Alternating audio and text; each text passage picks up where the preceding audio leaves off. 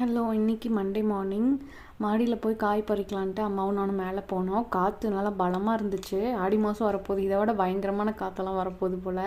சூப்பராக இருந்துச்சு. கிளைமேட்டும் கொஞ்சம் நல்லா இருந்துச்சு. ரெயின் வர மாதிரி, கொஞ்சம் ரெய்னி க்ளவுடியாக அந்த மாதிரி இருந்துச்சுங்க. அப்புறம் கத்திரிக்காயெலாம் அறுவடை பண்ணிகிட்டு இருந்தாங்க. கத்திரிக்காய் ஒரு 3 வெரைட்டி போட்டிருக்காங்க. நீட்ட கத்திரிக்காய், அப்புறம் ஒயிட் கலர் கத்திரிக்காய், குண்டு கத்திரிக்காய், 3 வெரைட்டி இருக்குது. 3 வெரைட்டிலையுமே கொஞ்சம் கொஞ்சம் காய்ச்சிருந்தது. எல்லாம் பறிச்சிட்டு இருந்தாங்க அம்மா. மாடி தோட்டத்தில் பெருசாக நாங்கள் இப்போ பராமரிப்பு இல்லாதனால செடியெல்லாம் கொஞ்சம் வாடி இருந்துச்சு. சில செடி அப்படியே வறண்டு போச்சுங்க. இனிமேலாம் அதை கேர் பண்ணிக்கணும் அப்படின்னு பேசிகிட்டு இருந்தோம். காற்று நல்லா பயங்கரமாக இருந்தங்காட்டி வாழை 2-3 ஈனு இருந்தது. எப்படியும் இந்த ஆடி மாதத்தில் கீழே விழுகாமல் இருந்தால் சரி. ஏன்னா பயங்கரமான காற்று, அது கீழே விழுந்தால் அந்த பழம்லாம் வேஸ்ட்டாக போயிடும். முதல்த்த மாதிரி கீரை கிடைக்கிறது இல்லை. ஒரு 2 வீக்ஸ் ஆச்சுங்க கீரை அறுவடை பண்ணியே.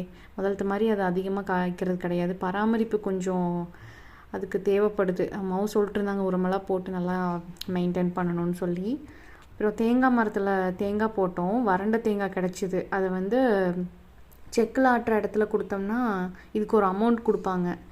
ஒரு 200 அந்த மாதிரி வரும்னு நினைக்கிறேங்க 1 kgக்கு. இல்லைனா நம்ம அதுக்கு பதிலாக ஆயில் வாங்கிக்கலாம். அதை அம்மா காய போட்டுட்டு இருந்தாங்க.